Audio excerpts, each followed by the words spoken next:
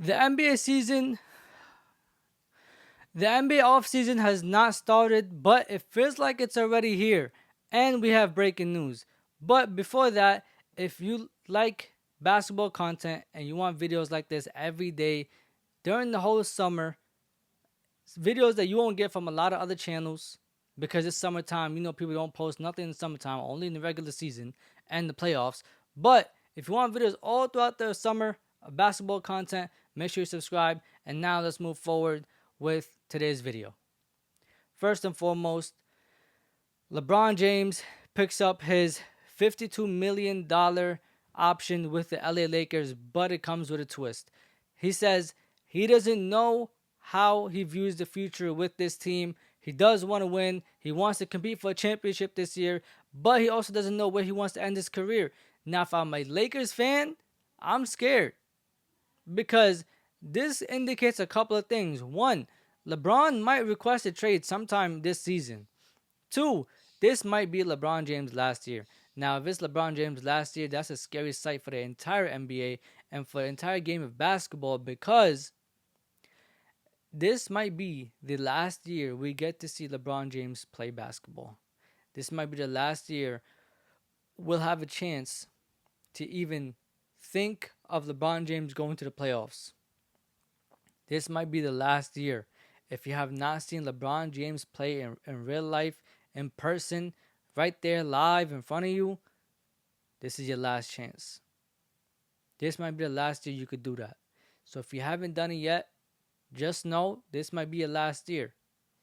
Because with the way that he's talking, I don't think LeBron James is going to announce a farewell tour.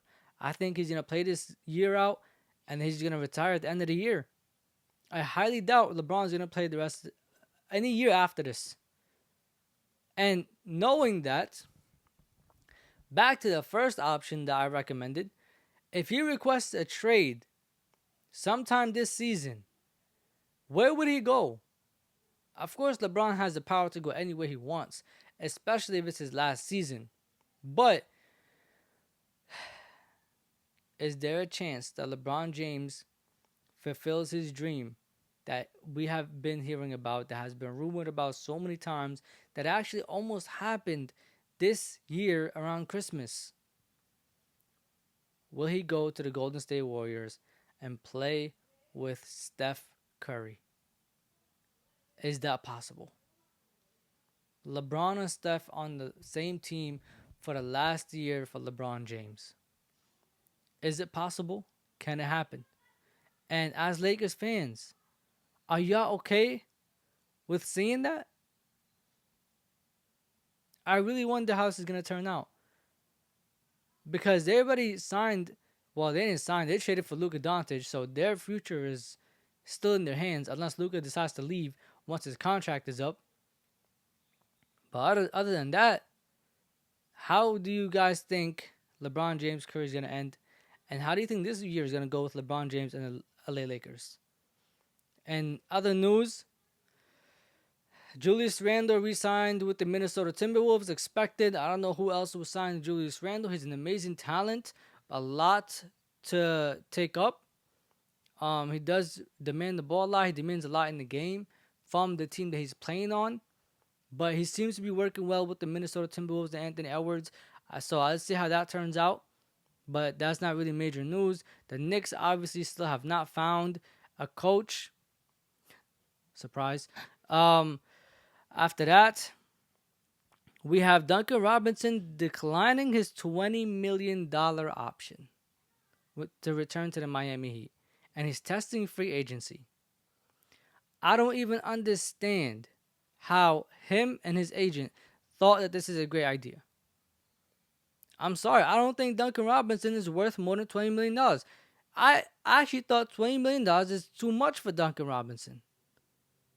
Because the thing with Duncan Robinson, he can't do nothing but shoot. I'm sorry.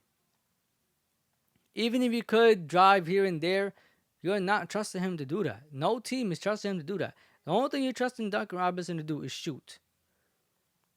And he's amazing at it. And it's one of the most important things in the game nowadays. but he can't play defense. And if you look at any team that has won a championship in the last like 3 years, what's the most important thing? Wings that defend and shoot. Players having three guys that can, play make, bring up the ball. Duncan Robinson cannot defend. Duncan Robinson cannot bring up the ball.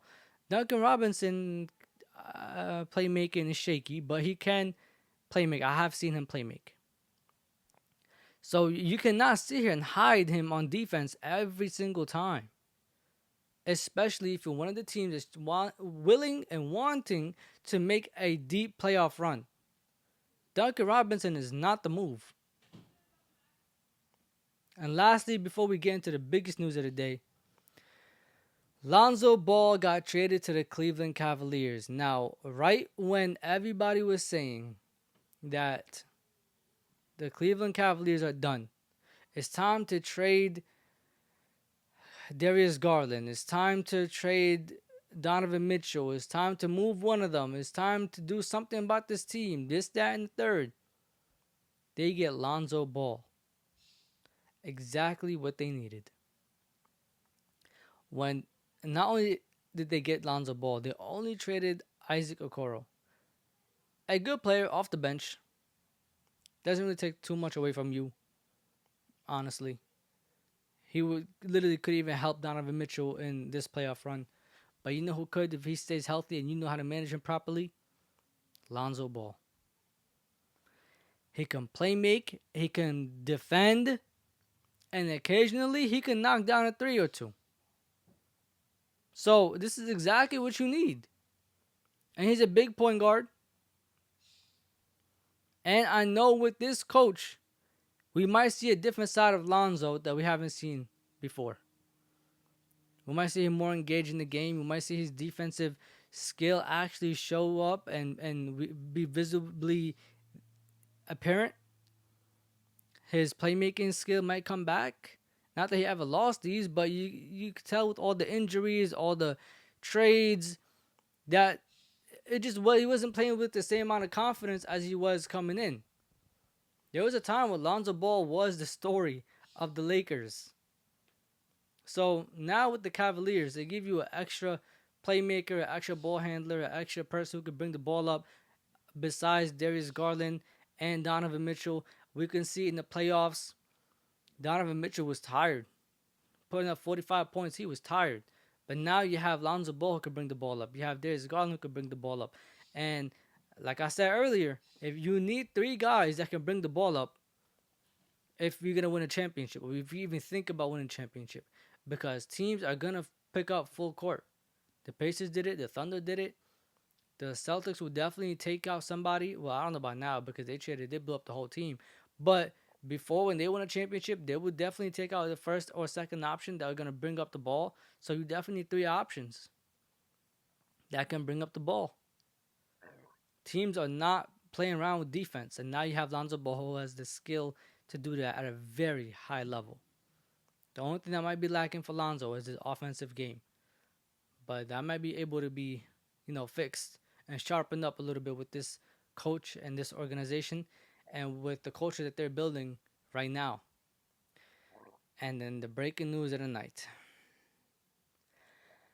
Malik Beasley of the Detroit Pistons has been accused of gambling on NBA games. Now, this makes me think, is he gambling on the Pistons games or is he gambling on other teams and other games that are going on? Not that it really matters to the league, but just for my own curiosity. What is he betting on? Because they say that he was betting on games in the 2023-2024 season. If I'm not mistaken, the Detroit Pistons won 8 games that season. So was he betting on his own team so that they can lose and he continues to win the bets and make money? Or was he betting on other teams, on other games? How many of them did he win? How many did he lose?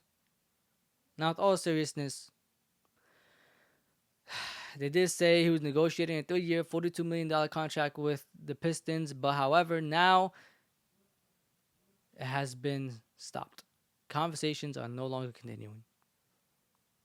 That is one hell of a way to throw away your career. Now, here's the thing why I say that. I know he's being accused, and it's allegedly, and I'm not saying that he did it. I am not confirming anything. But what I am saying is the NBA probably has a higher success rate than the FBI. When the NBA comes cracking down and they have something on you, they accuse you of something, when the USA district, whatever it's called, comes cracking down on you and is saying they're going to investigate you, they've never came back and said, oh, we apologize, we were wrong.